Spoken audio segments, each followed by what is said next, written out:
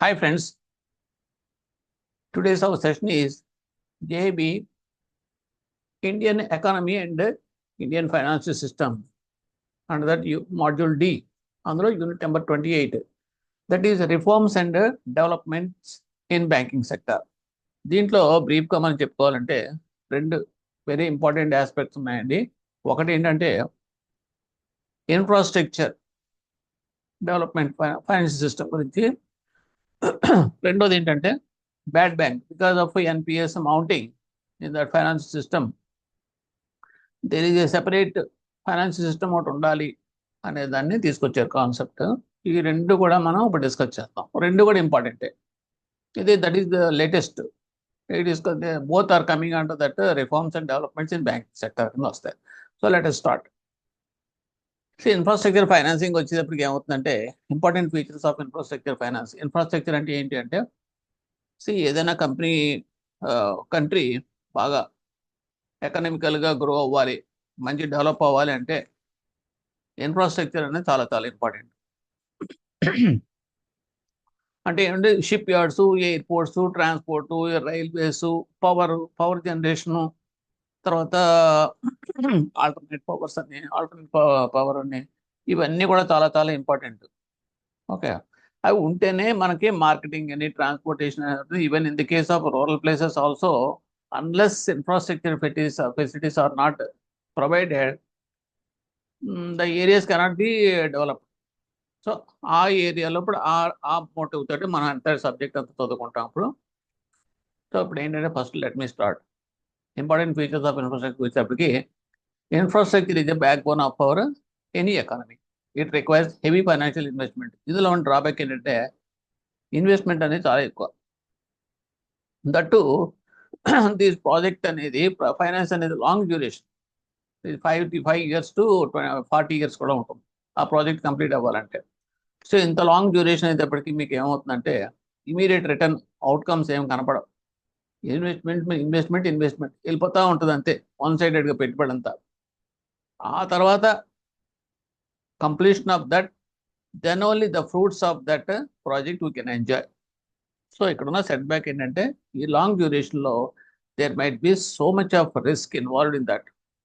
ఎందుకంటే ఇప్పుడు ఎనర్జీ ఉంది, మన ఆయిల్ మీద, చిన్న ఎగ్జాంపుల్ చెప్తాను మీకు, ఆయిల్ మీద డిపెండ్ అవుతున్నాం. తర్వాత బ్యాటరీస్ అని చెప్పేసి ఎలక్ట్రికల్ మీద స్విచ్ ఓవర్ అవుతున్నాం, కార్లు ఏంటి అవన్నీ కూడా. ఏమో రేపొద్దున కొన్నాళ్ళు పోయింది ఇదంతా కూడా ఎలక్ట్రికల్ జనరేషన్, బ్యాటరీస్ అని చెప్పేసి పెద్ద పెద్ద ప్రాజెక్టులు కట్టుకుంటూ వెళ్ళిపోయాం అనుకోండి. ఆఫ్టర్ సమ్ టైమ్ 10 years తర్వాత ఉత్తి సోలార్ ఎనర్జీ మీదే మొత్తం అంతా మనం గడిపేయచ్చు అన్న రోజున ఇవన్నీ అవుట్డేట్ అయిపోతాయి కదా టెక్నాలజీ అప్గ్రేడేషన్ వల్ల. సో ఇవన్నీ కూడా మనకి సెట్ బ్యాక్స్, అంటే హై రిస్క్ ఉంటుంది అన్నమాట. ఓకే, సో ఇక్కడ అదే ఇక్కడ సబ్జెక్ట్ కంటెంట్ కింద చెప్తాడండి. Infrastructure is the backbone of the country. It requires the heavy financial investment and benefits are often indirect. It is not direct, indirect. The building of a rural roads will benefit agriculture as the farmers are able to sell their products. వాళ్ళు పండించిన పంటలన్నీ కూడా బయట అమ్ముకోవచ్చు. అలాగే remunerative prices కూడా they can get it if proper transport facilities are available. Okay, these are the benefits. అలాగే fertilisers ఏంటి, పెస్టిసైడ్స్ ఏంటి, ఆర్ ఇండస్ట్రియల్ ప్రొడక్ట్స్ ఏవైనా కూడా రిలేటివ్గా తక్కువ కాస్ట్కి వాళ్ళు కొనుక్కునే ఫెసిలిటీ అనేది ఉంటుంది when there is the transport facilities. So ఇవన్నీ కూడా మీకు direct benefits to that people from these infrastructure projects. It is worthwhile to mention some distinctive features of infrastructure. First ఏంటంటే the building of the infrastructure requires large investment. మనం అనుకున్నది large investment కావాలి, and they contribute to the output after a long period of time. మనకు the result కావాలంటే మనం we have to wait a long period until completion of that. That means this we are calling as a gestation period is quite long. Gestation period అంటే almost holiday కింద. Second point ఏంటంటే due to large overhead capital.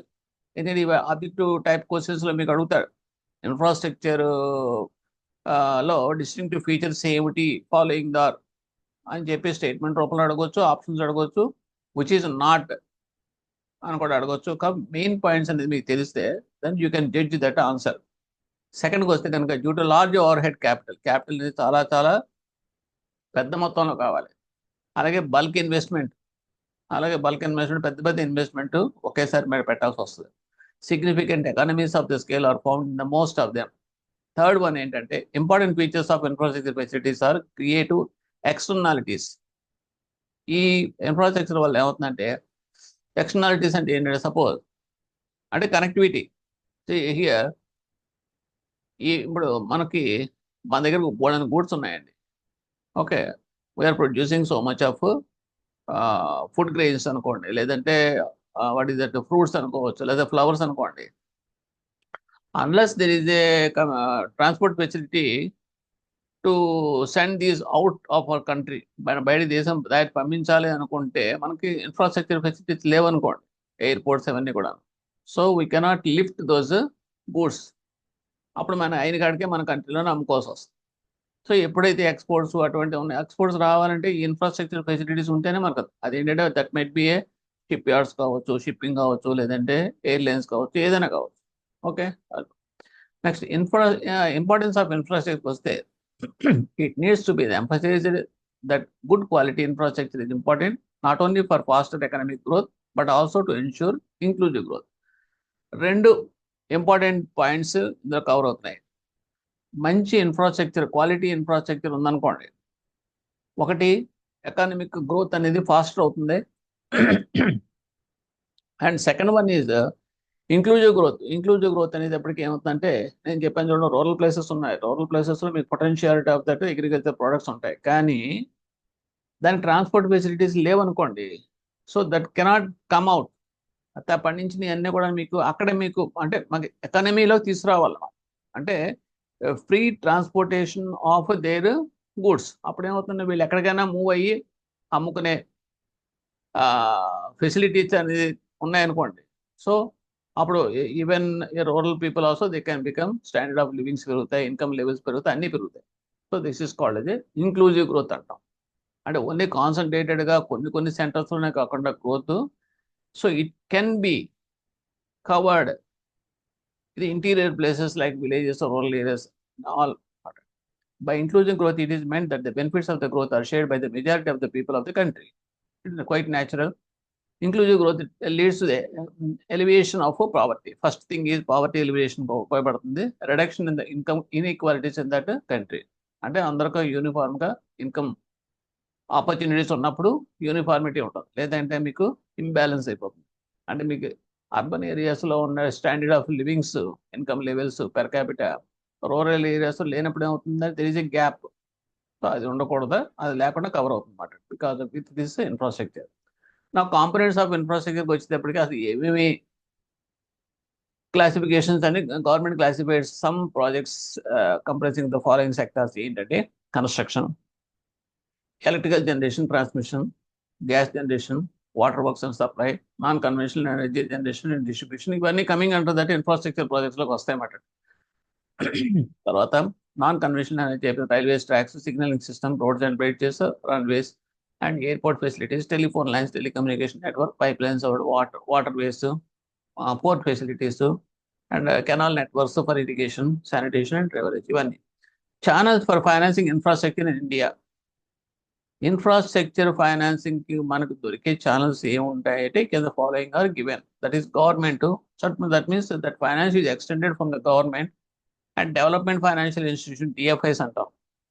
Okay, that already we covered in previous chapters, previous units.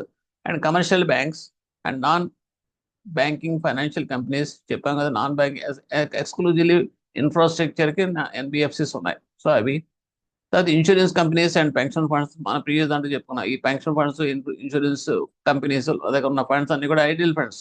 Most of the funds are idle. So that we can channelize into that infrastructure projects అన్నమాట సెక్టార్లో by issuing of the bonds అంటే whatever it investment కింద. అలా external commercial borrowings అంటే NRIs ఉంటారు. So they want to invest in our Indian companies. So those companies which are handling the infrastructure projects, మనం కనుక వాళ్ళని encourage చేస్తే కనుక దే కెన్ ఇన్వెస్ట్. అంటే they invest in the sense will borrow from that NRIs. So that is called as external borrowing, commercial borrowings. అలాగే foreign direct investments, FDIs from abroad. ఇది foreign investments మాట్లాడేది. So ఇవన్నీ కూడా different channels of financing infrastructure in India.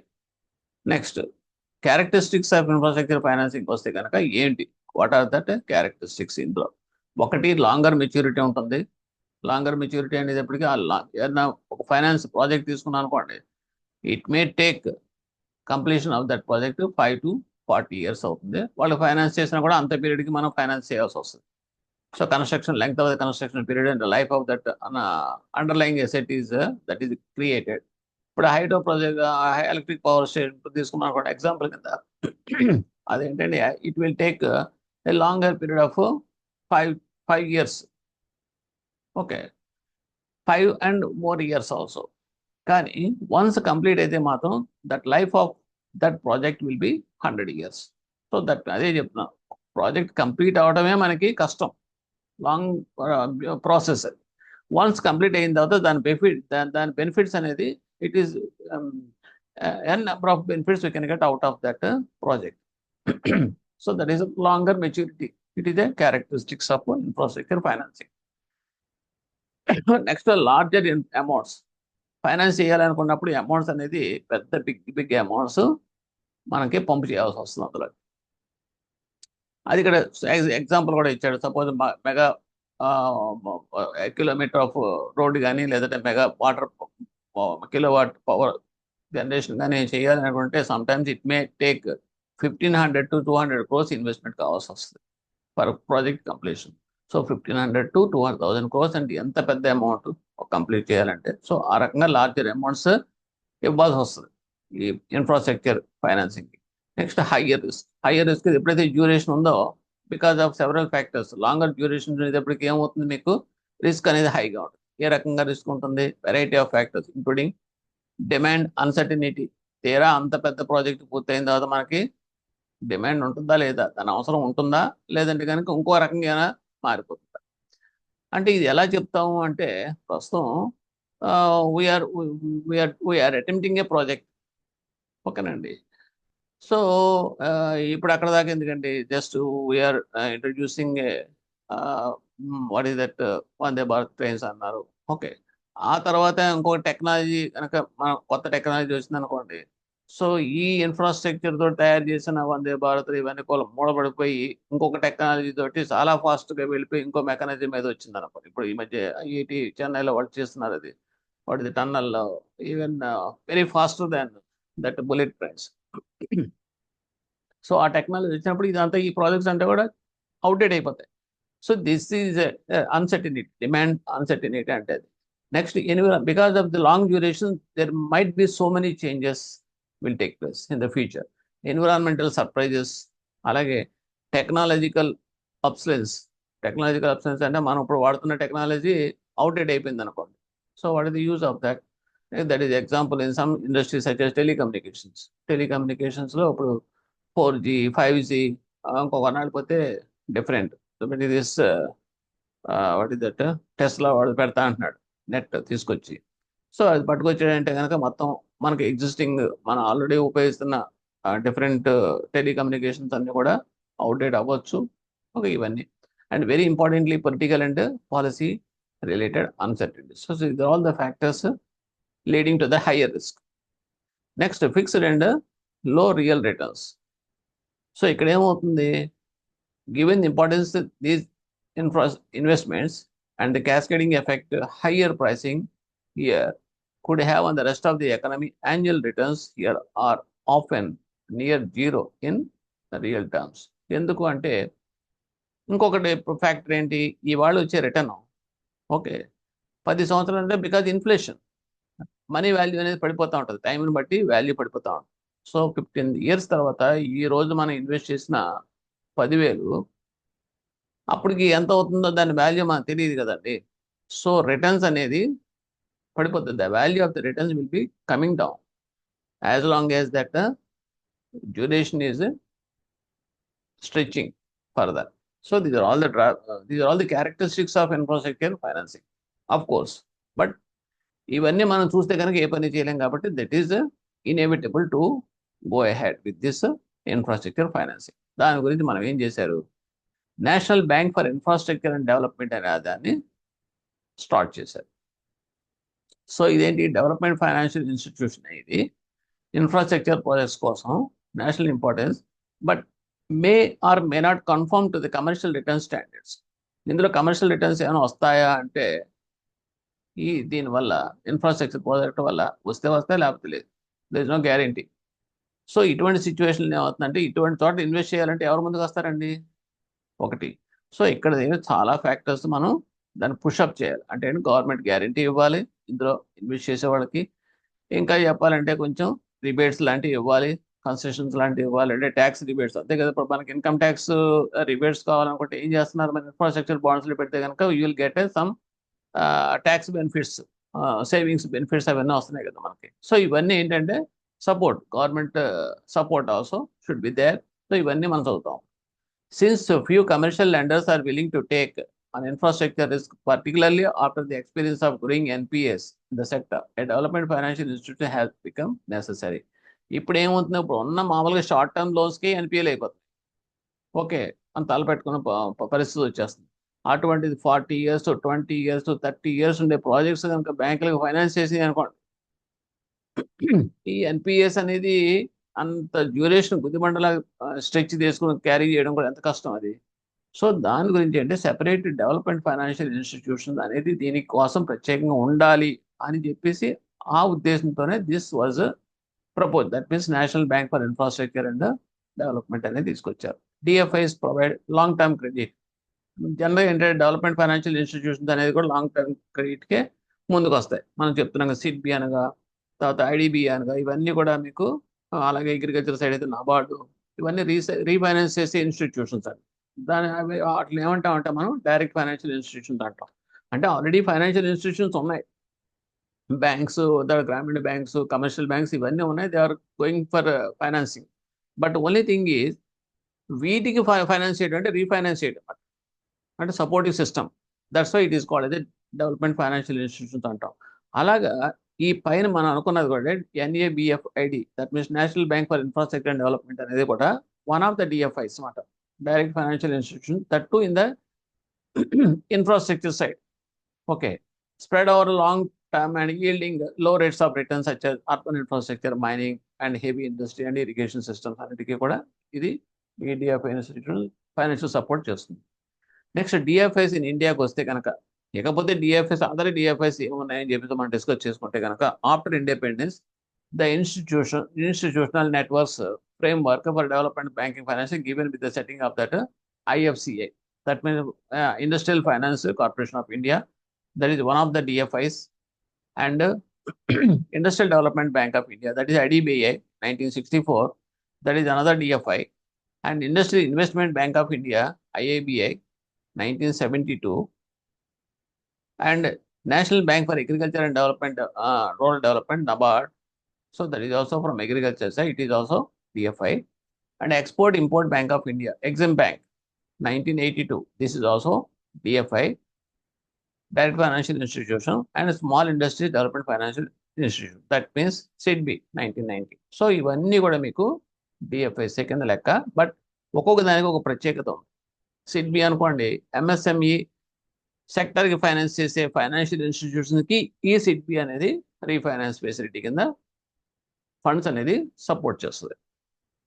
అలాగే నబార్డ్ ఉంది, దగ్గర అంటే agriculture side. అప్పుడు ఆర్ఆర్బీస్ ఉన్నాయి, RRBs already they are extending that finance to the agriculture sector, but this development financial institution like NABARD will refinance to this financial institutions like Grameen banks and funds అనేది pump చేస్తాయి అన్నమాట.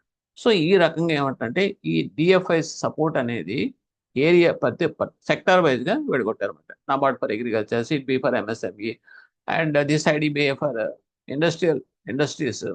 Okay, అలాగా. And this is Exim Bank and Exports Imports. Next, in the past DFIs such as ఎంతకు ముందు ఉండేవి ఏది ICICI, IDBI, ఐడిబిఎఫ్సి, ఇవన్నీ కూడా డెవలప్మెంట్ ఫైనాన్షియల్ ఇన్స్టిట్యూషన్స్ ప్రీవియస్గా. కానీ వాళ్ళు ఏం చేశారంటే ఈ లాంగ్ డ్యూరేషన్ దాని వాళ్ళ ఈ ఇన్ఫ్రాస్ట్రక్చర్ వీటి వల్ల వాళ్ళకి పెద్దగా వర్కౌట్ అవ్వట్లేదని చెప్పేసి వాళ్ళు ఏం చేస్తారంటే యూనివర్సల్ బ్యాంక్స్ కింద మారిపోయారు. సో బ్యాంకింగ్లోకి వెళ్ళిపోయారు. అంటే బ్యాంకింగ్లోకి అంతా రిస్ట్రిక్టెడ్ అనమాట. Duration of that finance is lesser and almost they did not have that advantage of low cost funding for that long term projects. Long term funds కి వాళ్ళకి లో కాస్ట్ ఫండింగ్ చేయడానికి కూడా వాళ్ళకి వర్కౌట్ అవ్వాల. దాని గురించి ఏం చేయాలంటే they converted to the banks. అదే ఇప్పుడు మన ప్రజెంట్ చూస్తాం కదా, IDBI bank, IDFC bank, ICICI bank, ఇవన్నీ కూడా ఒకప్పుడు అవన్నీ కూడా DFIs, direct financial institutions. Okay, so now DFIs are sector specific such as rural electrification. ఇప్పుడు నాకు కొన్ని మిగిలిపోయిన రెస్ట్ ఏంటంటే ఇప్పుడు సెక్టార్ స్పెసిఫిక్ ఏంటంటే ఇప్పుడు మనకు మిగిలిపోయినాయి REC ఉంది. That means rural electrification corporation limited. It is one of the DFIs in that power sector. అలాగే నబార్డ్ ఉంది, దట్ ఈస్ అగ్రికల్చర్ సెక్టర్, మనకు తెలుసున్నదే for the agriculture sector. And అలాగే IRFC, that is Indian railway finance corporation, it is for infrastructure in the railways. ఇలాగ కొన్ని స్పెసిఫిక్గా specialised DFIs అనేది ఇంకా still continue. Now we are coming to the establishment of NABFID. దీనికి వస్తే setup as a corporate body. దాన్ని ఎలా చేశారంటే authorised share capital of 1 lakh crores, అంటే 1,00,000 కోట్లు షేర్ క్యాపిటల్ తోటి దాన్ని సెటప్ చేశారు. ఆ షేర్స్ అన్ని కూడా మేబీ హెల్డ్, అంటే అందులో ఉన్న capital, that means holding of the shares అనేది ఎవరెవరి దగ్గర ఉన్నాయంటే సెంట్రల్ గవర్నమెంట్ పార్టిసిపేట్ చేసింది, multilateral institutions, sovereign wealth funds, pension funds, insurers చెప్పాను కదా ఇంతకు, LIC, GIC, ఇవన్నీ కూడా ప్రీవియస్ టాపిక్ చదువుకున్నాం. అలాగే financial institutions like commercial banks what ever it. So ఇవన్నీ కూడా మీకు ఆ స్టేక్ హోల్డింగ్లో పార్టిసిపేట్ చేసింది అన్నమాట. Okay, so initially the banks and other ఇదని గవర్నమెంట్, ఇనిషియల్లీ సెంట్రల్ గవర్నమెంట్ వీళ్ళు ఓన్ 100% షేర్స్ ఉండేవి. సెంట్రల్ గవర్నమెంట్ మొత్తం అంతా కూడా తన పరిస్థితి తర్వాత ఏం చేశారంటే డిజిన్వెస్ట్మెంట్ చేసేసింది, అంటే అమ్మేసింది మాట. అమ్మేటితో మిగతా వాళ్ళందరూ తీసుకున్నారు స్టేక్ హోల్డింగ్. ఆ రకంగా రిడ్యూస్ టు 26%కి గవర్నమెంట్ స్టేక్ తగ్గిపోయింది ప్రస్తుతం. Next functions of NABFID. దీనికి ఏంటి ఫంక్షన్స్, ఏం చేస్తుందంటే both financial as well as the development objectives. ఒకటి ఫైనాన్షియల్, ఇది ఏంటంటే డిఎఫ్ఐ అనుకున్నాం కదండి, దట్ ఎక్స్క్లూజివ్ ఫర్ ఇన్ఫ్రాస్ట్రక్చర్. ఇది చేసేది ఫైనాన్షియల్ సపోర్ట్ అనేది డైరెక్ట్ ఫైనాన్సింగ్ చేస్తుంది, అది ఫర్ ఇన్ఫ్రాస్ట్రక్చర్ ప్రాజెక్ట్స్ ఏదైనా సరే చేస్తుంది. అండ్ డెవలప్మెంట్ ఆబ్జెక్టివ్స్ కూడా కవర్ చేస్తుంది. Financial objectives will be directly or indirectly lend, invest and attract investments for infrastructure projects located entirely or partly in India. Central government will prescribe the sectors to be covered under the infrastructure domain. Development objectives include the facility to development of the market of bonds, loans and derivatives for infrastructure financing. అంటే ఇప్పుడు మీకు market development of market develop చేయాలంటే కనుక మార్కెట్లోకి మీకు instruments release చేయాలి. Okay, ఆ release చేయడం వల్ల ఏమవుతుందంటే మీకు ఫండ్స్ వస్తాయి. Investors, those who are having the funds, they will invest in the bonds. అలాగే లోన్స్, డెరివేటివ్స్ ఉంటాయి చూడండి, ఈ డెరివేటివ్స్లో మార్కెట్ ఇన్స్ట్రుమెంట్స్ అంటామాట, ఇన్ఫ్రాస్ట్రక్చర్ మార్కెట్ ఇన్స్ట్రుమెంట్స్, వీటిల్లోకి మీకు డంప్ అవుతాయి funds. So the functions of the NABFID include ఏముంటాయి చూడండి, extending loans and advances for infrastructure. Exclusive infrastructure projects కాబట్టి డైరెక్ట్గా వాళ్ళు ఏం చేస్తారంటే లోన్స్ ఇచ్చేయడం, అడ్వాన్సెస్ అవన్నీ చేస్తారు. అడ్వాన్సెస్ లోన్స్ తేడా ఏమి లేదండి. అడ్వాన్సెస్ అంటే లిమిట్స్, లోన్స్ అంటే term loans. And taking or refinance such existing loans. అలాగే ఎగ్జిస్టింగ్ లోన్స్ ఆల్రెడీ ఉన్నాయనుకోండి, ఇన్ఫ్రాస్ట్రక్చర్ ప్రాజెక్ట్స్లో లెండ్ చేసినవి ఏమంటూ ఉన్నాయనుకోండి లోన్స్, ఫైనాన్షియల్ ఇన్స్టిట్యూట్లో వాళ్ళకి రీఫైనాన్స్ ప్రొవైడ్ చేయడం. అలాగే attracting investment from private sector investors నుంచి ఇన్వెస్ట్మెంట్ని అట్రాక్ట్ చేయడం, and by issuing of the bonds or whatever it may be from this area. Next organising and facilitating foreign participation infrastructure projects. అలా infrastructure ప్రాజెక్ట్స్లో foreign direct investments ద్వారా మనకి అవకాశం, వాళ్ళ stake holding అవకాశం ఇవ్వటం. And facilitating negotiation with various government authorities for dispute resolution in the field of infrastructure. అలాగే dispute resolutions అన్ని కూడా వీళ్ళ చూస్తారు, ఈ NABFID. And financing and providing consultancy service infrastructure financing. అలాగే ఎవరైనా బ్యాంక్స్ కనుక ఇన్ఫ్రాస్ట్రక్చర్ ఫైనాన్సింగ్ అయినా చేయడానికి ప్రాజెక్ట్స్ కనుక వస్తే కనుక వాళ్ళు సపోర్టింగ్గా వాళ్ళకి కన్సల్టెన్సీ సర్వీస్ కింద వీళ్ళు హెల్ప్ చేస్తుంటారు. ఎలాగా ఇది NABFID. Okay, and sources of ఫండ్స్కి వచ్చే కనుక దీనికి ఇందాక మనం చెప్పుకున్నట్టుగా may raise these NABFID may raise money in the form of loans రూపంలో ఫండ్స్ రైజ్ చేస్తుంది. Otherwise both in Indian rupees and foreign countries loans or otherwise currencies or secure money by issue and sale of various financial instruments including bonds and debentures. ఒకటి ఏంటంటే they can issue that bonds or debentures into the market. Through that they can raise the funds. Otherwise they can borrow. ఎక్కడి నుంచి borrow చేస్తారంటే central government borrow చేస్తారు, reserve bank నుండి borrow చేసే facility ఇచ్చారు. అలాగే షెడ్యూల్ కమర్షియల్ నుంచి borrow చేస్తాయి. మ్యూచువల్ ఫండ్స్ నుంచి, మల్టీలేటరల్ ఇన్స్టిట్యూషన్ బారో చేసిన ఫండ్స్ వరల్డ్ బ్యాంక్ నుంచి కూడా, అలాగే ఏషియన్ డెవలప్మెంట్ బ్యాంక్ నుంచి కూడా ఫండ్స్ అన్ని చేసి అవన్నీ కూడా మీకు ఇన్ఫ్రాస్ట్రక్చర్ సెక్టర్లోకి వాళ్ళు మళ్ళీ ఛానలైజ్ చేస్తారు అన్నమాట. సో మేనేజ్మెంట్ ఆఫ్ ఎన్ఏబిఎఫ్ఐడికి వచ్చేటప్పటికి NABF will be governed by the board directors. ఎలా మేనేజ్ చేస్తారంటే బోర్డ్ ఆఫ్ డైరెక్టర్స్ ఉంటారు. ఆ బోర్డ్ ఆఫ్ డైరెక్టర్స్ సెటప్ ఎలా ఉంటుంది, మెంబర్స్ ఆఫ్ ద బోర్డ్ ఎలా ఉంటుందంటే చైర్పర్సన్ అంటాం, appointed by the central government in consultation with RBI. Next managing director ఉంటాడు, up to 3 deputy managing directors, 2 directors nominated by the central government and up to 3 directors elected by the shareholders and a few independent directors. So this is the structure of that board. And support from the central government. దీనికి ఎలా support చేస్తుంది central government అంటే grant అనేటప్పుడు they need not pay that amount, pay back చేయక్కర్లేదు వాళ్ళు. So ఇది 5,000 crores grant అనేది government నుంచే ఎక్స్టెండ్ చేయబడింది దీనికి ఎన్ఏబిఎఫ్ఐడి. Next provide guarantee. అలాగే ఈ central government they are giving a guarantee concessional rate of 0.1% for borrowing from multinational institutions, sovereign funds and other foreign funds. Okay, అంటే guarantee దానికి they are giving concession of 0.1%. If anybody wants to use the guarantee, that means it is one type of non fund facility. And cost towards inflation from fluctuations in foreign exchange. అంటే ఏంటంటే ఈ foreign ఎక్స్చేంజ్తో deal చేస్తున్నప్పుడు foreign exchange loan కావచ్చు, foreign ex funds ఉపయోగించుకోవడం కావచ్చు, దీన్ని సరే ఏమవుతుంది, because of this duration there might be some fluctuation in that currency. So దాన్ని ఆ కాస్ట్ ఏమైనా sometimes it may leads to the cost factor వస్తుందన్నమాట. ఎందుకంటే ఆ ఎక్స్చేంజ్ రేట్స్ పెరిగినాయి అనుకోండి, ఆ బర్డెన్ అనేది ఆ ఫైనాన్షియల్ ప్రాజెక్ట్స్ మీద పడుతుంది. కాబట్టి దాన్ని గవర్నమెంట్ సపోర్ట్ భరిస్తుంది అన్నమాట, రియంబర్స్ చేస్తుంది by the government in full or part. And upon request by NABFID the government may guarantee the bonds. అలాగే ఈ బాండ్స్, డిబెంచర్స్, లోన్స్ అవన్నీ కూడా ఎన్ఏబిఎఫ్ఐడి పబ్లిక్ ఇష్యూ చేసినప్పుడు ఓకే దానికి గవర్నమెంట్ గ్యారంటీ ఇస్తుంది. సో ఎప్పుడైతే గ్యారంటీ ఉంటుందో డెఫినెట్గా ఇన్వెస్టర్స్ అనేది కాన్ఫిడెంట్గా వాళ్ళు they can channelise their funds, invest their funds in this NABFID issued bonds, డిబెంచర్స్లో పెడతారు. Next, if you are coming to the next part, that is another DFI, that is called as a bad bank. దీన్ని ఏమంటామంటే national asset reconstruction bank అంటాం. So ఇది కూడా one of the DFI. ఎందుకు అంటే ఇందాక అంతా ఇన్ఫ్రాస్ట్రక్చర్ గురించి చెప్పాను, ఇప్పుడు మనం చెప్పుకోబోయేదంతా కూడా NPS problem. Because latest current problem అంతా ఇదే రెండే. ఒకటి infrastructure financing main focus area and the రిఫార్మ్స్లో. రెండోదంటే ఎన్పిఎస్ అనేది ఎక్కువైపోతుంది కాబట్టి దానికి ఏదో సొల్యూషన్ కావాలి. సో దానికి ఒక బ్యాంక్ స్థాపించారు. So it is also DFI. ఇక్కడ Indian banks are reported over. మామూలుగా దిస్ ఇస్ స్టాటిస్టిక్స్ అనుకోండి. మన ఇండియన్ బ్యాంక్స్ మొత్తం బ్యాంక్స్ అన్ని కూడా మన ఇండియాలో ఉన్నాయి. రిపోర్ట్ చేసినంత 8.3 lakh crores worth of gross NPS by 2021 ఉన్నట్టుగా రిపోర్ట్ చేసినాయి. 22 మార్చ్కి వచ్చేటప్పటికి that was go up 10 to 11 lakh crores అని చెప్పేసి ఎక్స్పెక్ట్ చేశారు. ఇకపోతే ఇప్పుడు లేటెస్ట్గా వచ్చేటప్పటికి further that was increase to 13.59%, ఇంకా పెరుగుతుందని చెప్పేసి.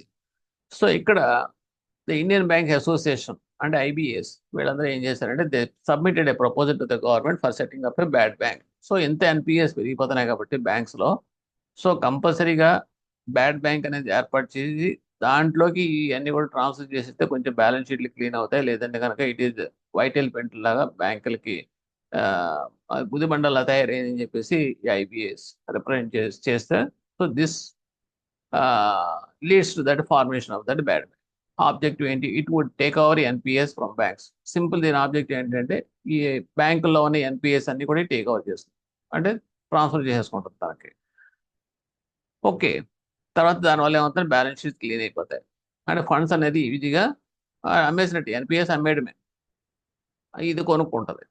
ఓకే, ఆ ఎన్పిఎస్ అమ్మేసిన తర్వాత వాళ్ళకి ఫండ్స్ వస్తాయి బ్యాంకులకి, దాంతో వాళ్ళు మళ్ళీ లెండింగ్ యాక్టివిటీస్కి వెళ్ళిపోతారు, రోలింగ్ ఆఫ్ ఫండ్స్ మాట్లాడండి. ఆఫ్ కోర్స్ అలా అని చెప్పి టోటల్ అమౌంట్ రాదు, కొంత డిస్కౌంటెడ్గా అమ్మేస్తారు అన్నమాట. బెనిఫిట్స్కి వస్తే కనుక transfer of NPS from banks to the bad bank would also free up the balance sheets of the bank and enable to concentrate on the business development. Very good. ఇక్కడ మీకు business development పర్పస్కి మాత్రమే ఇది ఈ పని చేస్తాం. And raising capital from the market. లేకపోతే concept of the bad bank వచ్చేటప్పటికి ఈ asset national asset reconstruction company NRECL, ఇది ఏంటంటే it is coupled with debt solution. దీనికి ఆల్రెడీ అప్పటికే ఇంకొక ఓటు ఉంది, అదేంటంటే ఐడిఆర్సిఎల్ అంటాం. That means what is that,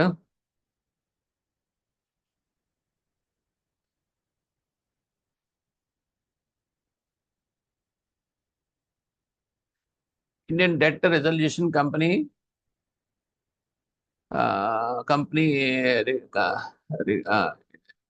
debt reconstruction co limited అనమాట. అది ఆల్రెడీ ఉంది, దానికి ఇది యాడ్ అవుతుంది. కపుల్ అంటే దిస్ విల్ బి యాడెడ్ ఈ bank. While NREGSEL has been set up by banks to aggregate and consolidate stress assets for their subsequent resolution. ఇక్కడ ఏం చేశారంటే దీని యొక్క ప్రత్యేకత ఏంటంటే ఈ స్ట్రెస్ అసెట్స్ పెరిగిపోతున్నాయి, SME 0.